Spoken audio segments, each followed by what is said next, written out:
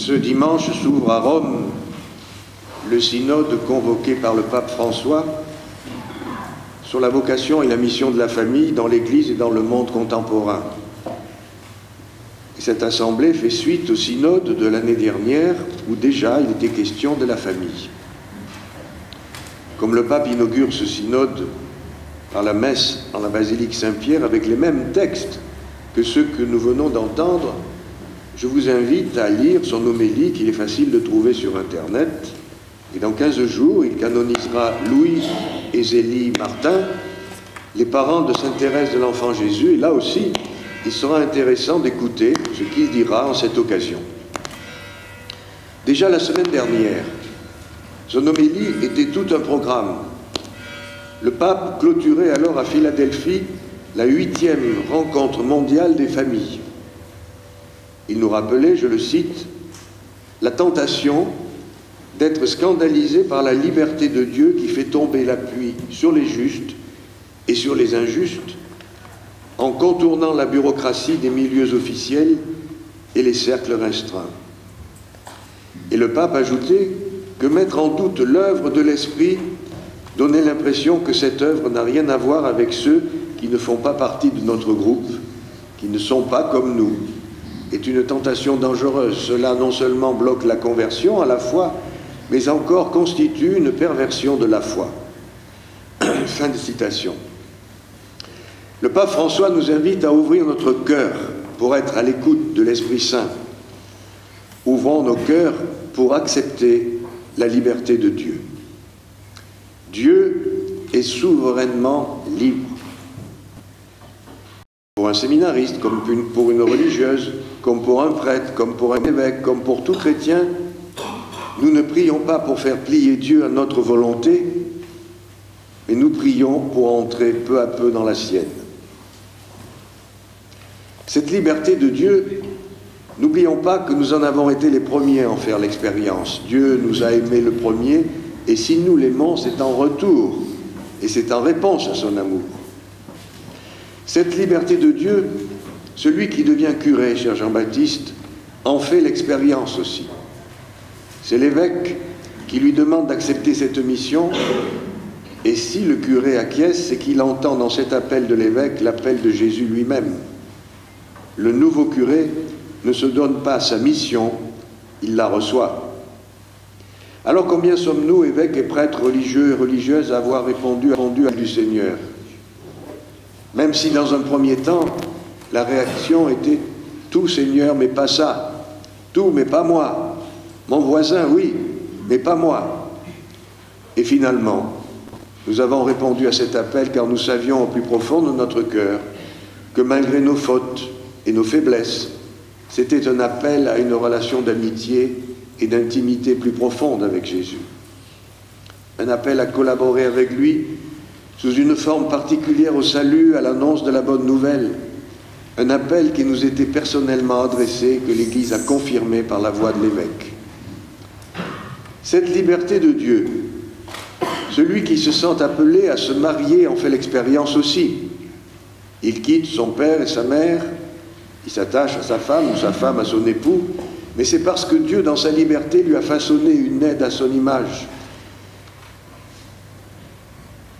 Le séminariste, puisque hier au soir, j'ai fait un premier appel de Fabien à la Ragne, le séminariste, même une fois lecteur et acolyte, peut continuer vers le sacerdoce au nom. Il arrive qu'un séminariste se sente appelé à vivre sa foi en tant que laïc chrétien dans la vie civile. Et ce n'est pas la plupart du temps par démission, par fuite, mais bien parce qu'au plus intime de son cœur, il entend le Seigneur l'appeler sur un autre chemin de sainteté. Et ce n'est pas parce que la voie du mariage est plus ordinaire qu'elle est moins louable. Zélie Martin, qui avait voulu tout d'abord être religieuse et qui finalement s'est mariée avec lui, écrira après la naissance de ses premiers enfants « J'aime les enfants à la folie et j'étais né pour en avoir ».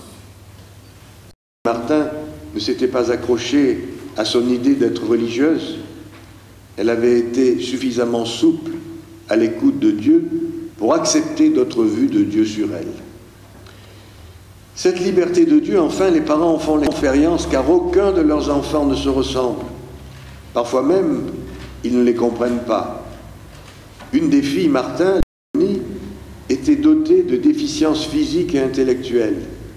Elle était enfant incomprise de tous, ingouvernable, obligeant chacun dans la famille à déployer un trésor de patience. Et pourtant, cela ne l'a pas empêché d'apprendre à aimer, à espérer. Et sa vie peut se résumer dans cette prière qu'elle a écrite.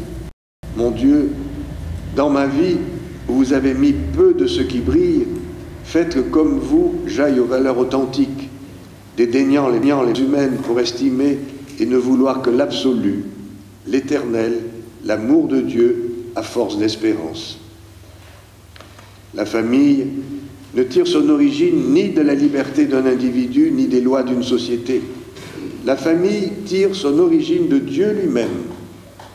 La famille est le lieu où des frères et sœurs apprennent à s'accepter, alors qu'ils ne se sont pas choisis.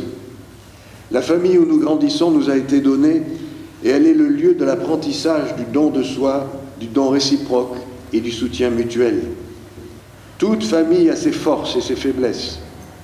Et pour avoir rencontré tant de familles, je peux dire que pas une ne ressemble à une autre. Toutes les familles diffèrent les unes des autres, chacune avec ses codes, ses habitudes, ses forces, ses faiblesses, ses problèmes, ses défis, ses joies et ses peines. Vous savez sans doute que l'Église considère les familles comme des églises domestiques, des petites églises. Qu'est-ce à dire sinon qu'il y a une analogie, une étroite ressemblance entre la vie en famille et la vie au sein d'une communauté chrétienne. Dans la petite comme dans la grande église, il est demandé de prier ensemble, de préserver la concorde, d'être tourné vers l'extérieur et de pratiquer l'hospitalité. Dans la petite comme dans la grande église, il est question de transmission de la foi, de justice, de charité concrète et d'obéissance mutuelle. Mais il n'y a pas de famille idéale comme il n'y a pas de communauté idéale. Alors il ne faut pas rêver, notre Église, elle est faite de pécheurs. Ne rêvons pas notre communauté, notre paroisse, nos prêtres, notre évêque, le pape, prenons-les comme ils sont. Ne rêvons pas notre famille, faisons avec. Acceptons celles et ceux que Dieu met sur notre chemin et au lieu de tenter de les faire entrer dans nos cases, de les faire entrer dans nos manières de voir et de faire, cherchons ensemble à entrer dans les vues de Dieu.